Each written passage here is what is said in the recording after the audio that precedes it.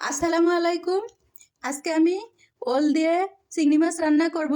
সেজন্য কড়াইতে পেঁয়াজ মরিচ তেল দিয়ে কিছুক্ষণ নেড়ে পেঁয়াজগুলো নরম হয়ে গেলে মশলা দিয়ে সামান্য পানি দিয়ে কিছুক্ষণ কষিয়ে নেব। কষানো হয়ে গেলে চিংড়ি মাছগুলো দিয়ে দেব। চিংড়ি মাছ কিছুক্ষণ কষিয়ে নিয়ে আগে থেকে ভাপ দিয়ে রাখা ওলগুলো দিয়ে দেব। এবারে ওলগুলো কিছুক্ষণ কষিয়ে সামান্য পানি দিয়ে ঢাকা দিয়ে দেব। কিছুক্ষণ পরে ঢাকনা তুলে ওলগুলো আবারও কিছুক্ষণ নাড়াচাড়া করে সামান্য ঝোলের জন্য পানি দিয়ে দেব। এবারে আবারও ঢাকনা দিয়ে আরও কিছুক্ষণ রান্না করে নেব। রান্না হয়ে গেলে গুঁড়ো মশলা ছড়িয়ে দিয়ে নামিয়ে নিলেই রেডি আমাদের ওল দিয়ে চিংড়ি মাছ রান্নার রেসিপি। আমার ভিডিওগুলো যদি ভালো লেগে থাকে সবাই লাইক কমেন্ট শেয়ার করে পাশে থাকবেন। ধন্যবাদ সবাইকে।